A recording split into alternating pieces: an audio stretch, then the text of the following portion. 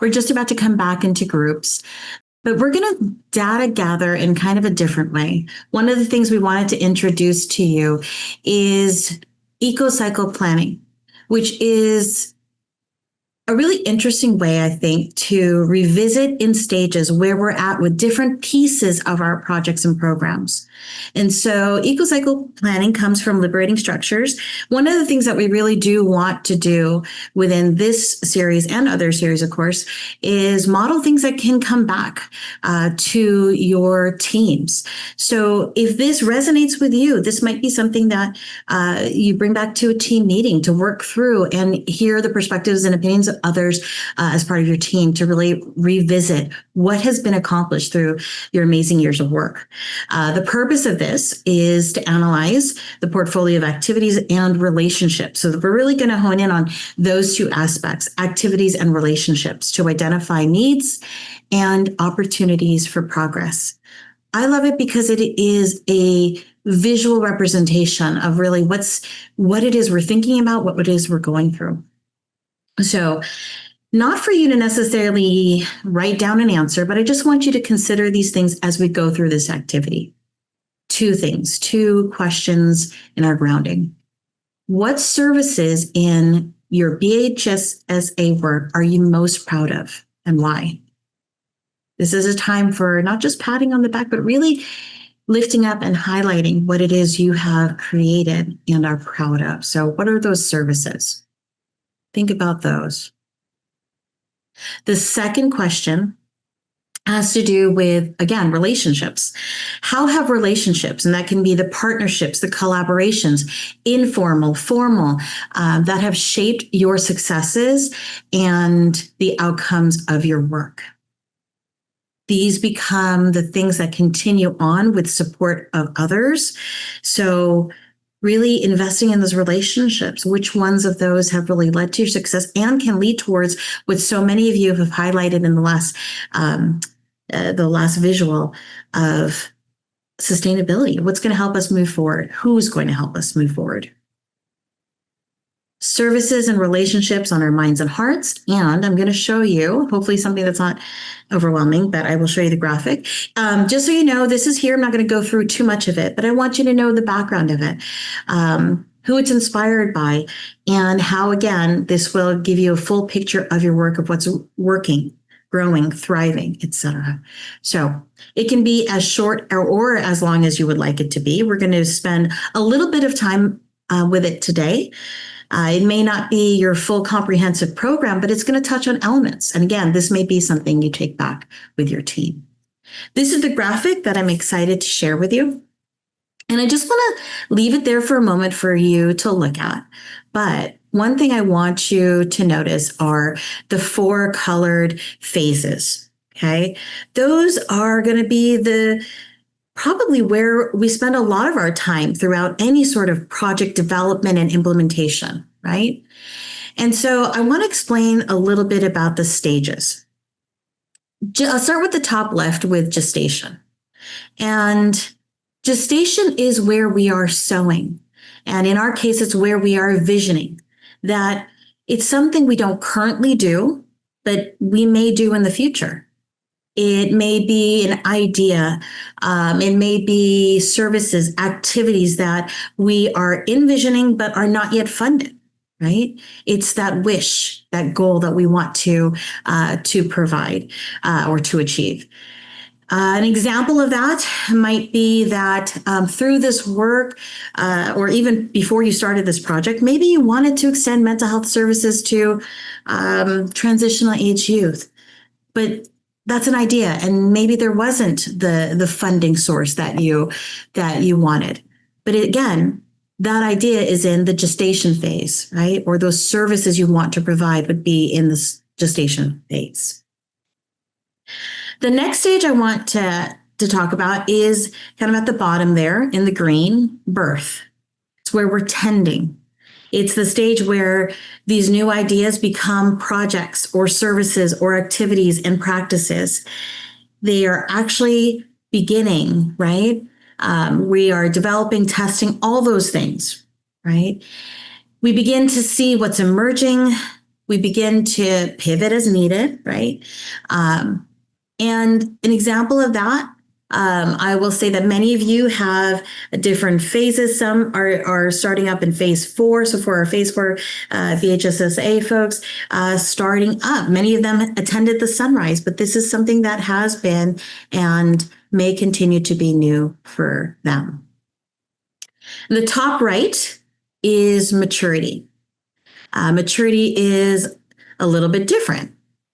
You, even through this particular project, you have or continue to go through these phases with certain activities. It's where things have been established, right? We're harvesting, we're picking up all of those impacts we're seeing, right?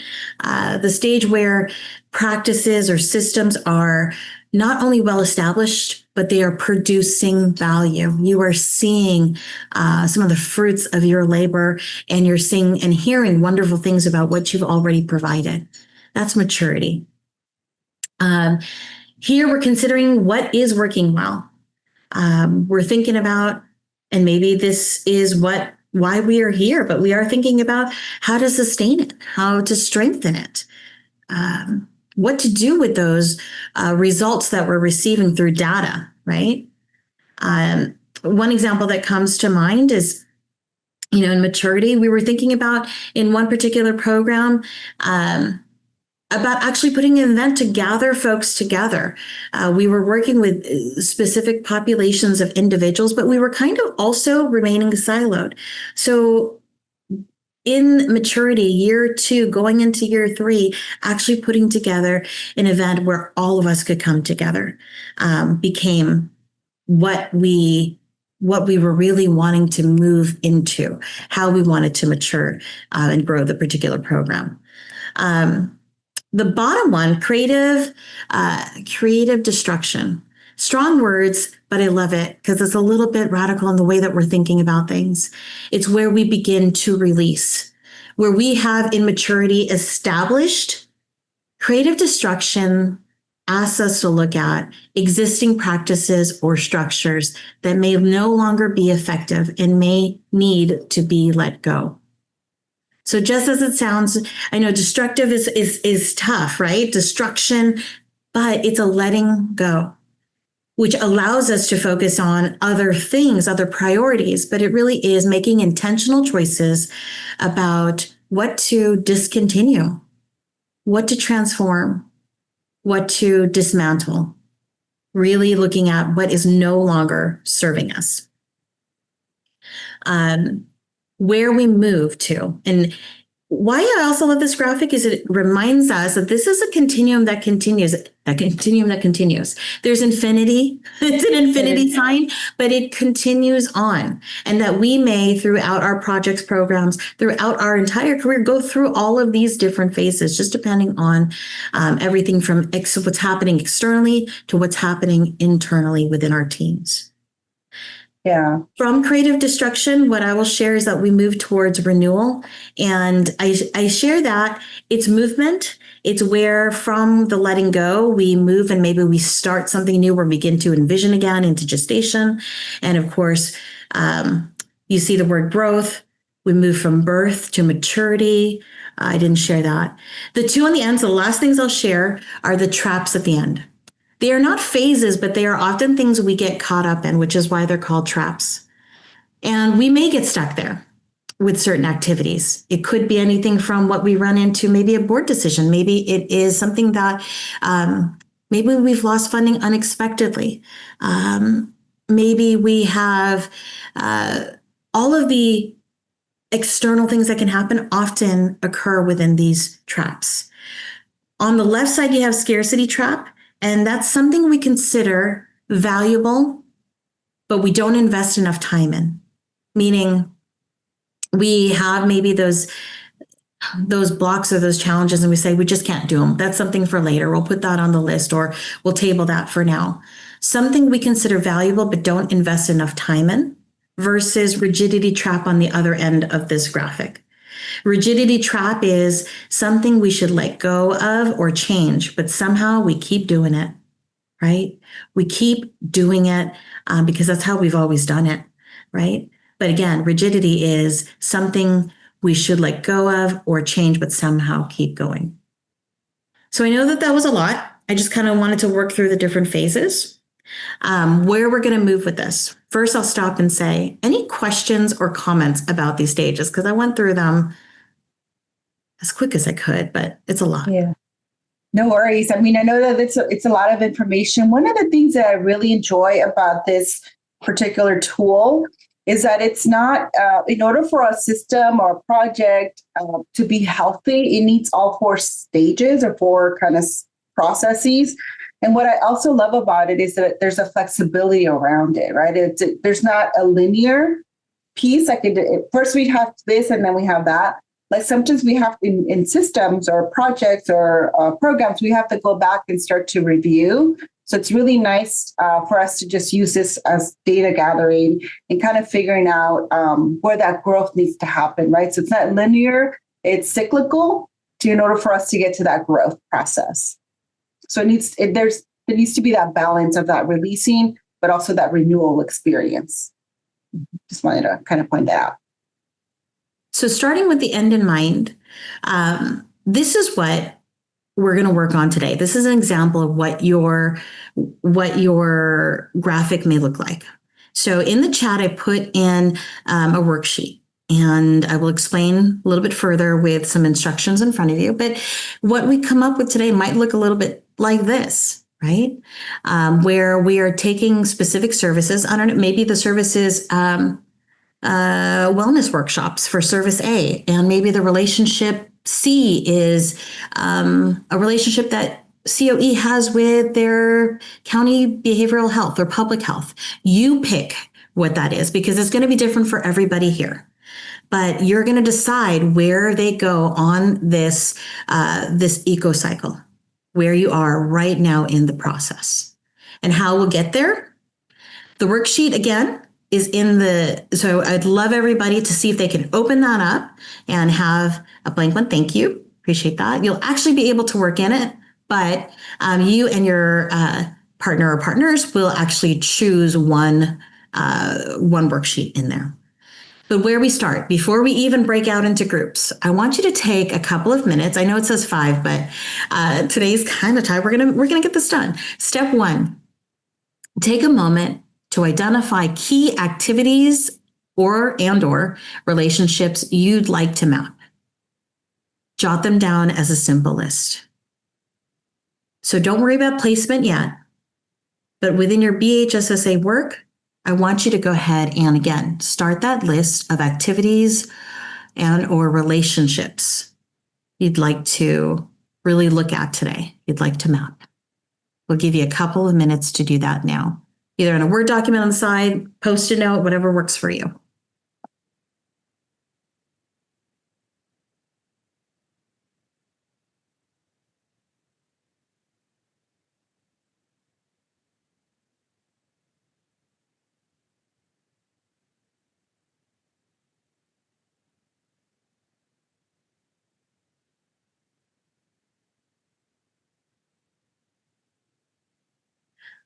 Welcome you to video on or video off, whatever is comfortable for you. But we'll come back, videos on, in a minute and 30 seconds. All right. We'll go ahead and if you can, we'll do video on. Hold on to this list. Okay, quickly going to go through the steps and then we're going to break you out into groups. But step 2 in this process with that list, what you're going to do is go into that attachment in the chat where you will actually be able to, with your partner or partners, go in, choose a worksheet to work on. Okay, and you'll be able to take a sticky note, electronic sticky note, and place it on your actual eco cycle. Okay. After you've placed them within that same group, you're going to discuss a couple of things. You're going to discuss a little bit more about why you chose to place them where you did. What influenced your choices? Why did it feel right to put it in gestation versus birthing? You'll just notice a little bit about why things have shifted, or maybe they haven't. Maybe they've been stagnant. Maybe you're stuck in one of the traps with an activity. So you will do steps 2 and 3 within your pairing, and then we'll come back and reflect together in step 4. So again, just steps 2 and 3. Appreciate that, Angela, in the chat if you need that. I'll go ahead and ask if there's any questions about what we're doing in breakouts. Choosing your worksheet is partners, whichever pairing or trio, it's first choice. First, whoever gets first choice. There's plenty of sheets in there, and we'll go ahead and break you up now. And we'll give you a good chunk of time. We'll give you about 15 minutes. We'll give you a warning too to come back, but we'll go ahead and break you up into pairs if we could do that, or 2s and 3s. I have 3s, and I do have Denise and Irene helping due to the size of the group. So if you two don't mind joining, again, Claire and Leora, please ignore the invite. Yes. Thank you for doing that. We're going to jump in and just see if anybody has any questions.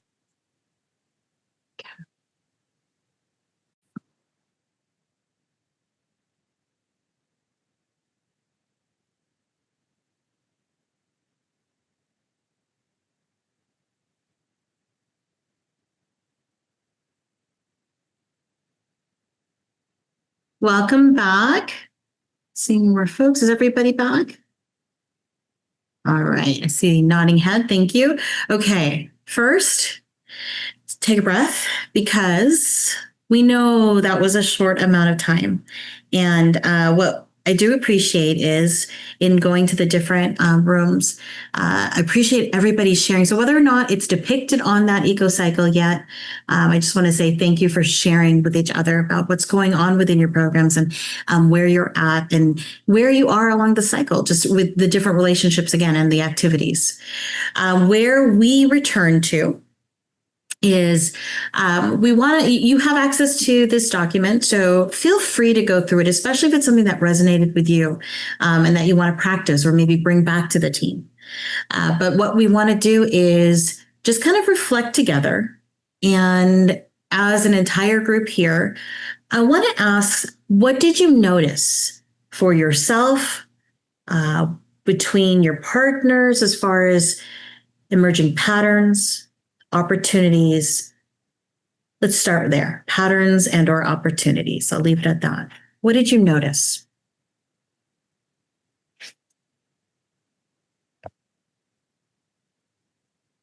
You're welcome to unmute or put in the chat.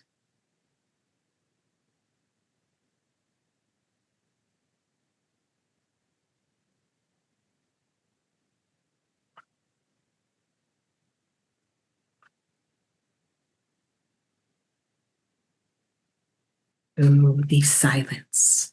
Let me ask something. Okay, I'm hearing or seeing similar challenges.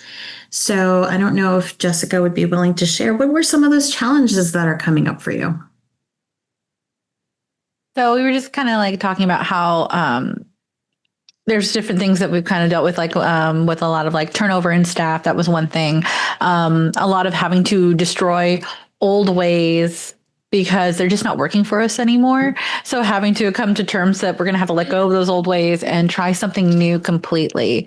And it was really validating to hear that from everyone. It was like, okay, we're all kind of dealing with it. And it does give us a little bit of problems as we try to go forward. Absolutely. Staff turnover, losing good people. And then similar challenges in what's happening in re-envisioning your program and letting go, maybe in that creative destruction phase. Sounds like there's just, or rigidity trap, maybe doing the same things just because that's how we've always done it. So absolutely appreciate that. And as you're going, I saw hearts and nodding heads. So it's definitely felt and heard. In the chat too, I see Martha is sharing that overall hope. I want to stop there for a moment. Overall hope that the practices and systems that we have put in place can continue to be supported. Right. Everybody's here because we want, is there something different? Is there something new? Is there something that can contribute to the sustainability of what it is we're doing? Absolutely. How about others? Anything else that's coming up for you a pattern, an opportunity.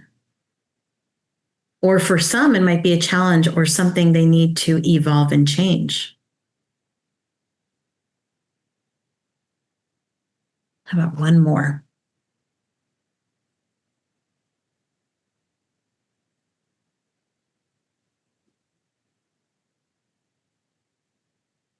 I don't know if this answers your question, but I know in our group, we appreciated looking at that eco cycle and just the validation of the challenges, pitfalls, opportunities, and celebrations along the way, that they're all part of the process. Oh, yeah. So it's a nice visual to be able to see that regardless of where you are, you're on the right track.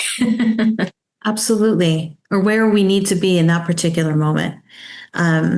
This was used in one of the other programs we provide a TA for, essentially a suicide prevention program across the state. And knowing that it was coming to a close, helping teams, a group of collaborative partners from county public health, behavioral health, including county offices of ed, some of whom are here, really kind of just walk through what are those things we need to prioritize and what discussions do we have to have? Like, can we start focusing in on enhancing those relationships?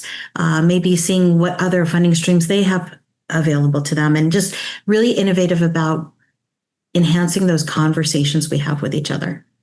So anything else? Last observations for what it is this experience has meant to you, or anything that stuck out to you and or your partners?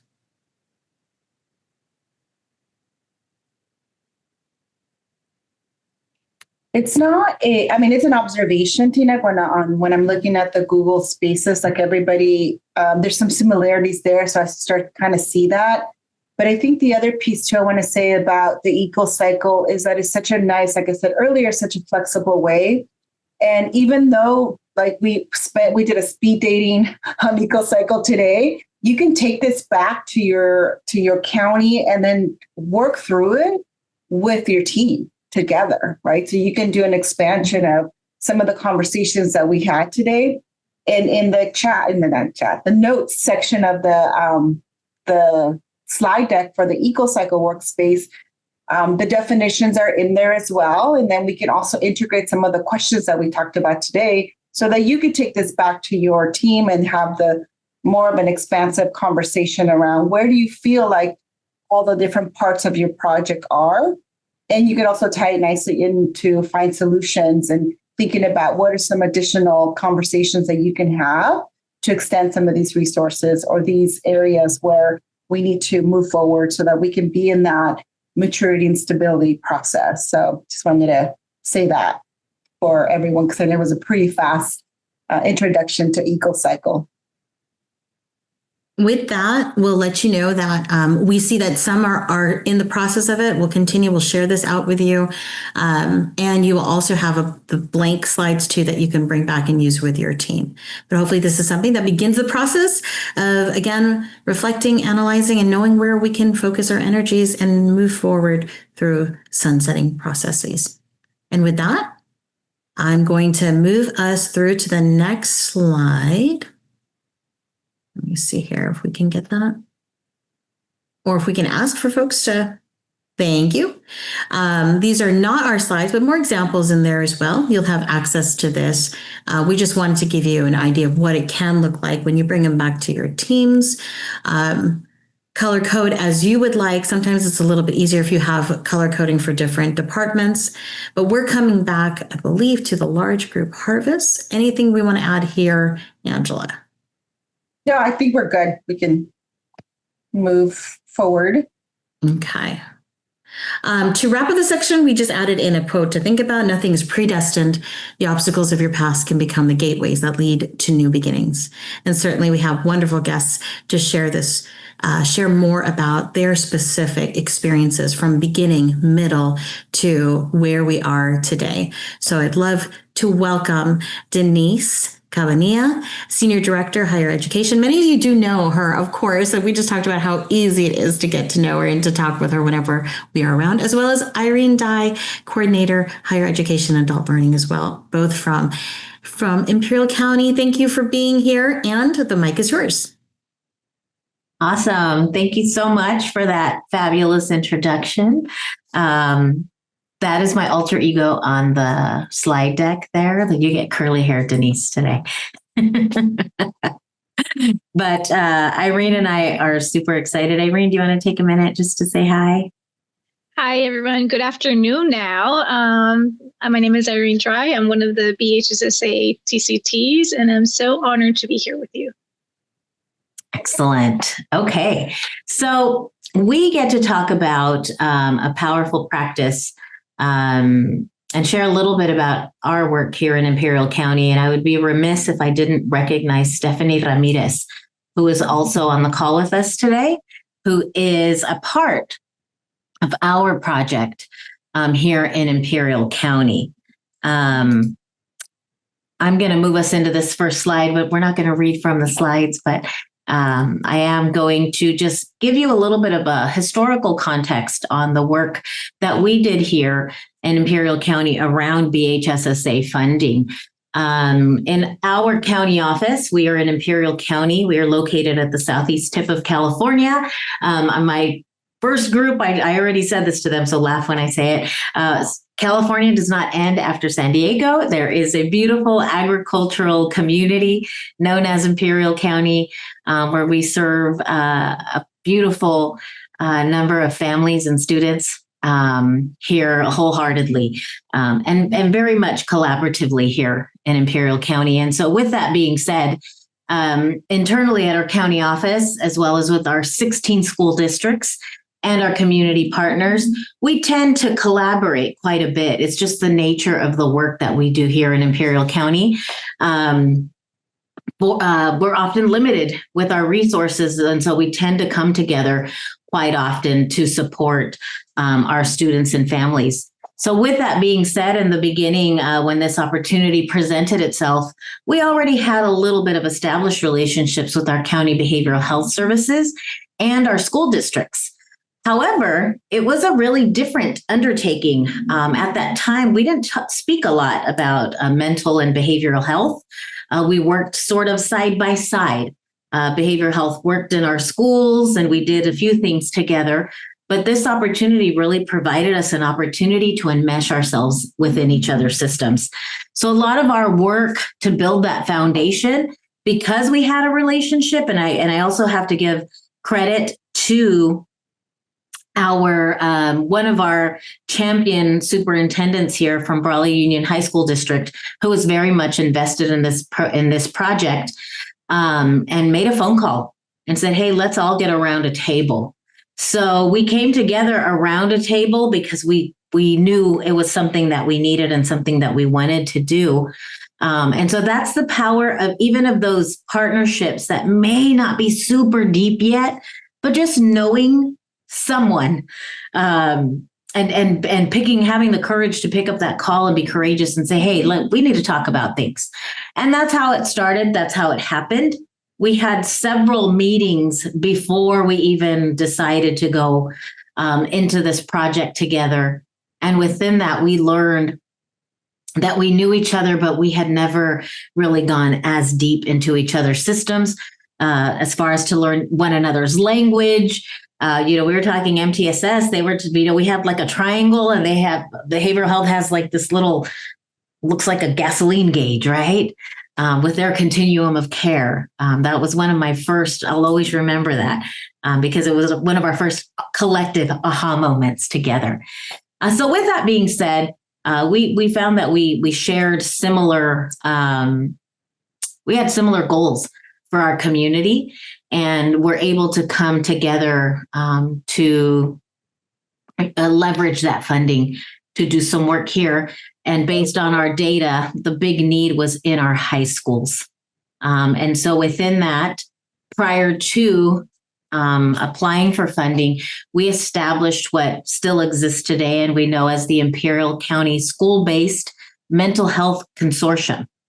And that is a countywide space. We meet quarterly to have a forum for us to have some communication, for collaboration, for alignment.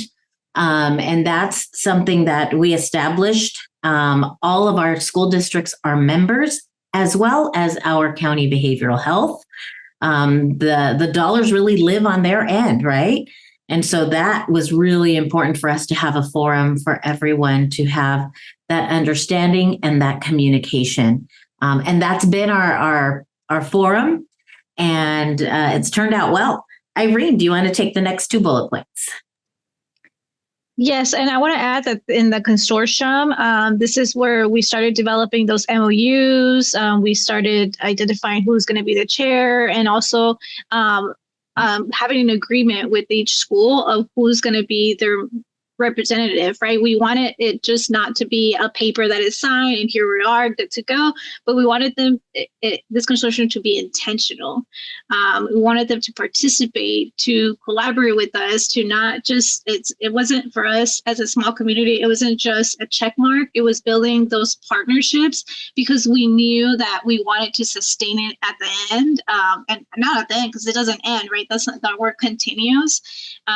So I just wanted to highlight that this is where we started having those more of like the governance plan, the structure. We wanted to have a sense of identity. We even created a logo and mission statement.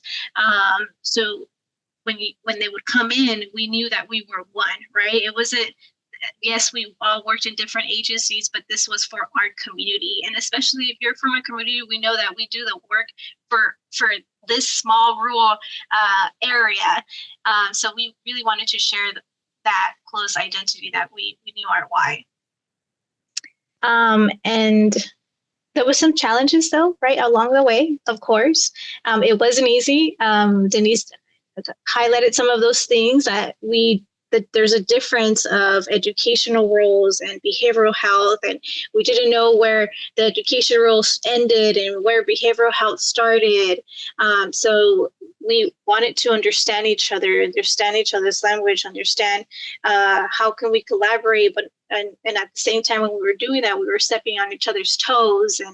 And one of the beginning examples that happened is when we opened our mental health positions at ICOE, we didn't know that was going to impact our behavioral health hiring pool.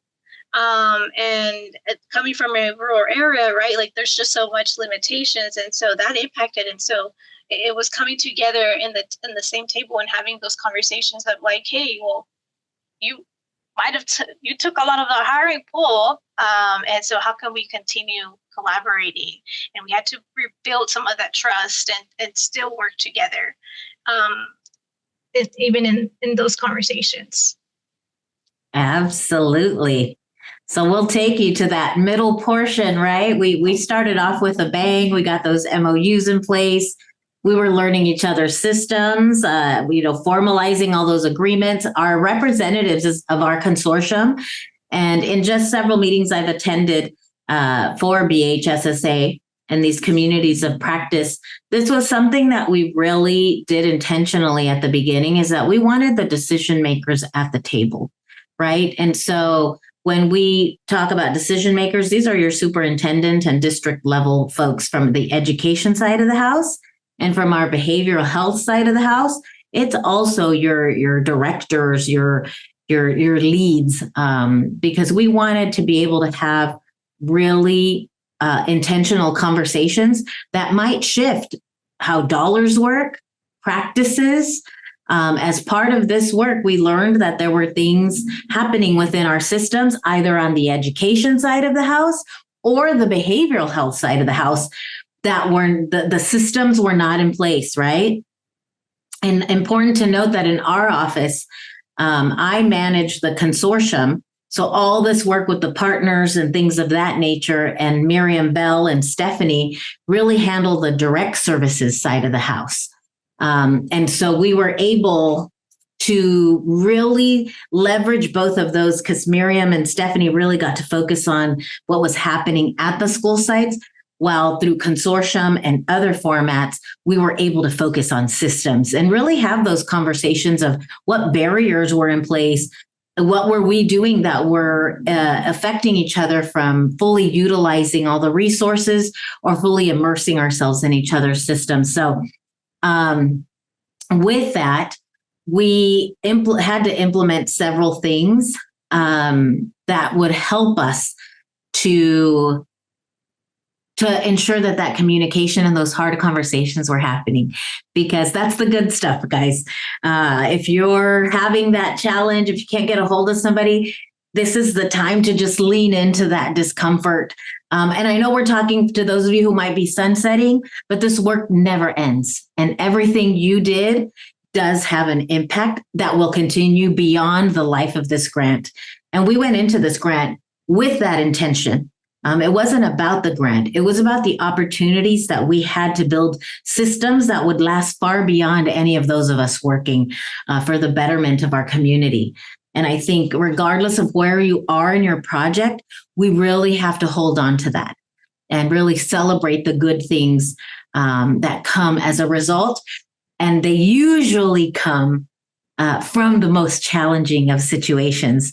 Irene alluded to that challenge that we had, and it was difficult and it was unanticipated. It wasn't anything that we expected, but especially knowing that we are from a small community and our resources are limited in terms of folks with this level of education, with this specific training.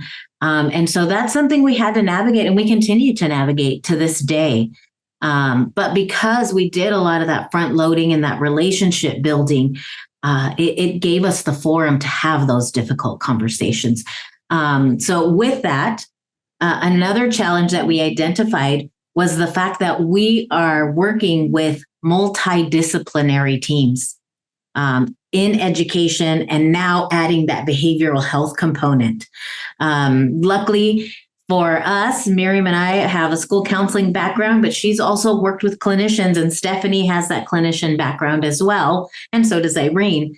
And so it really helped us to identify those areas, and we had to really clarify roles, responsibilities, where you end, where I begin, a lot of redirecting. Like, just because you have a mental health therapist on campus now doesn't mean that all the social, emotional, and mental health things go to the specialist, right? So we really had to do a lot of that work internally, systemically, to make sure that we were understanding how to work together so that we could have the biggest impact.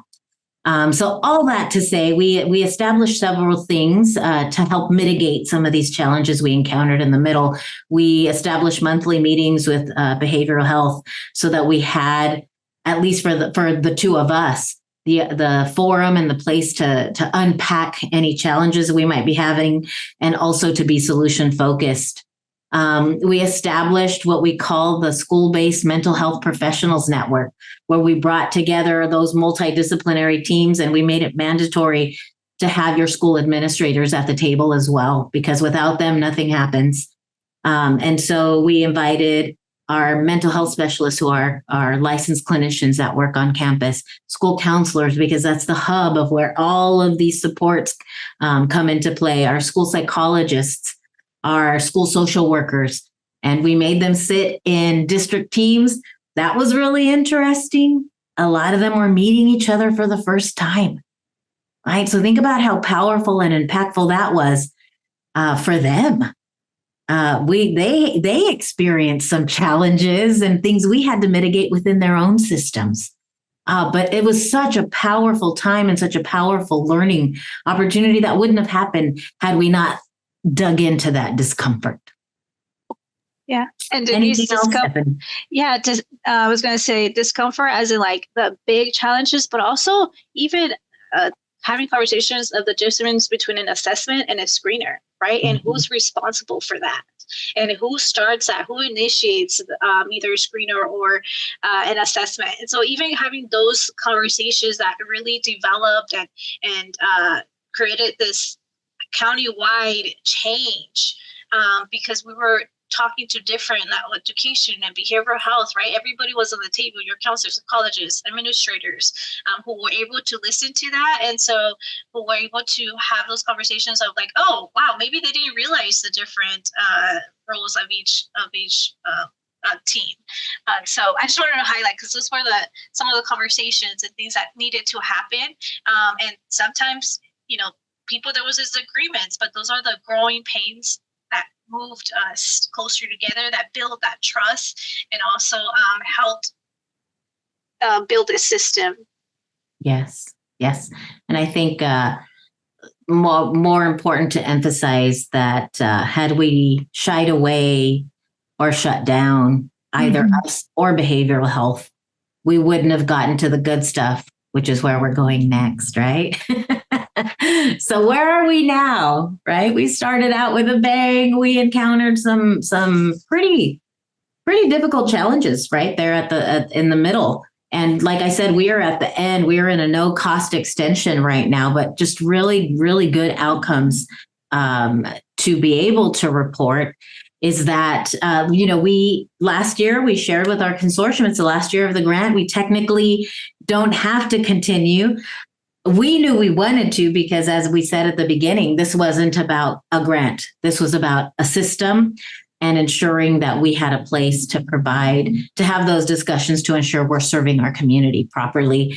But we wanted to hear it from them. And so we went, and they were like, are you kidding? No, we're going to continue meeting.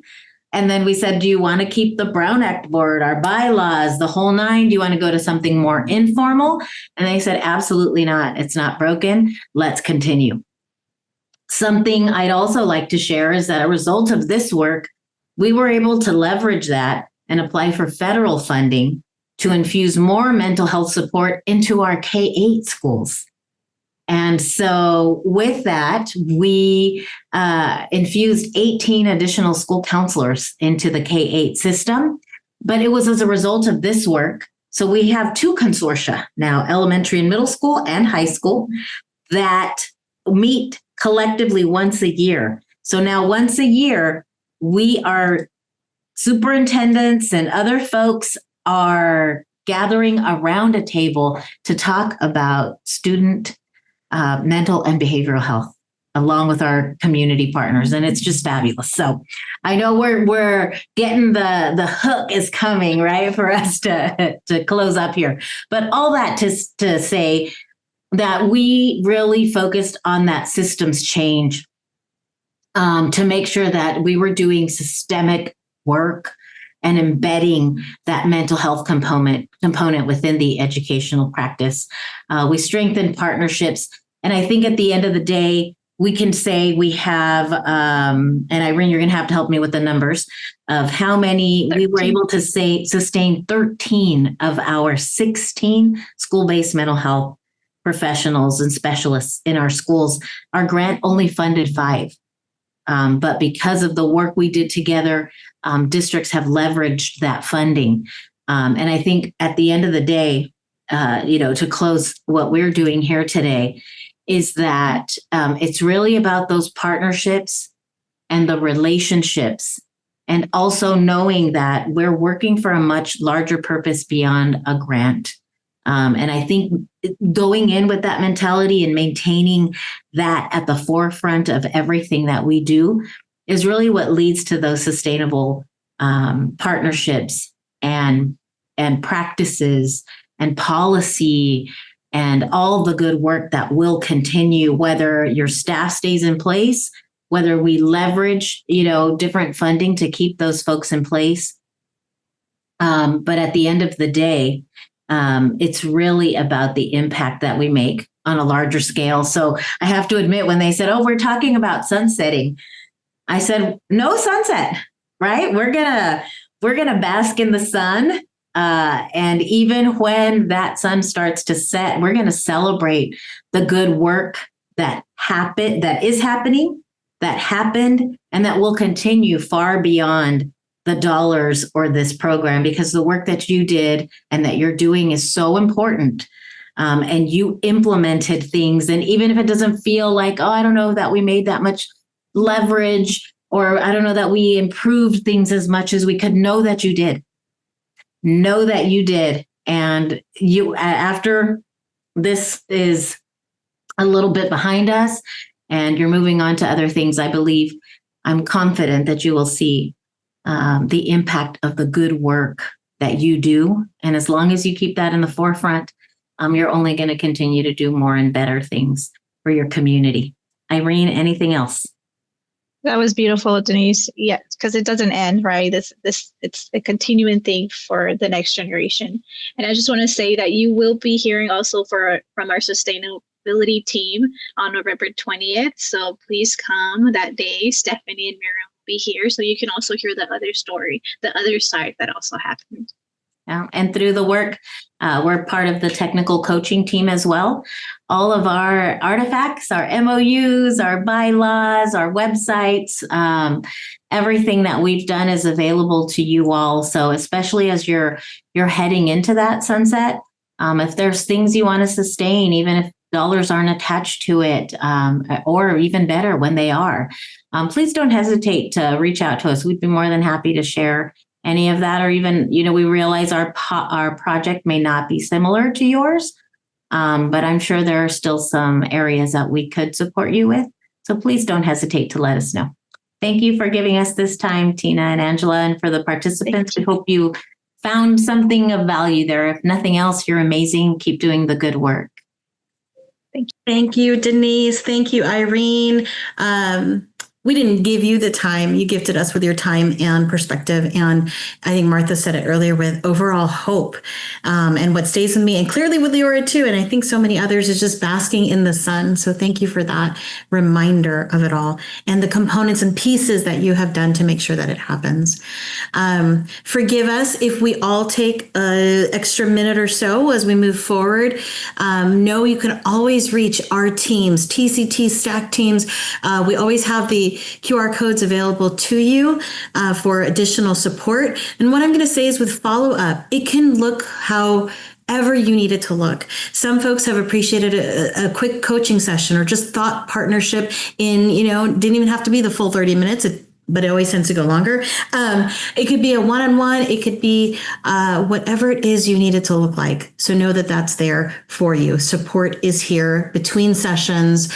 We try our best to make sure we get those sessions to what they need to be for you. So we take all of your feedback seriously and how we put these pieces together.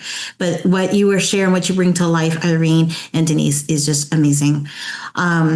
What we plan to do for this series is have a powerful practice shared each one. And so excited to have you all back on 11/6, November 6th, session 2, telling the program story. And we're going to have Sarah and Janelle. And I got to spend more time with them this week and to see the tool that we've developed together that they are bringing to you, and to hear more about the stories and the amazing impact they're having within their county and how they'll share that with you in next session. So please make sure you join us for that as well as for session 3.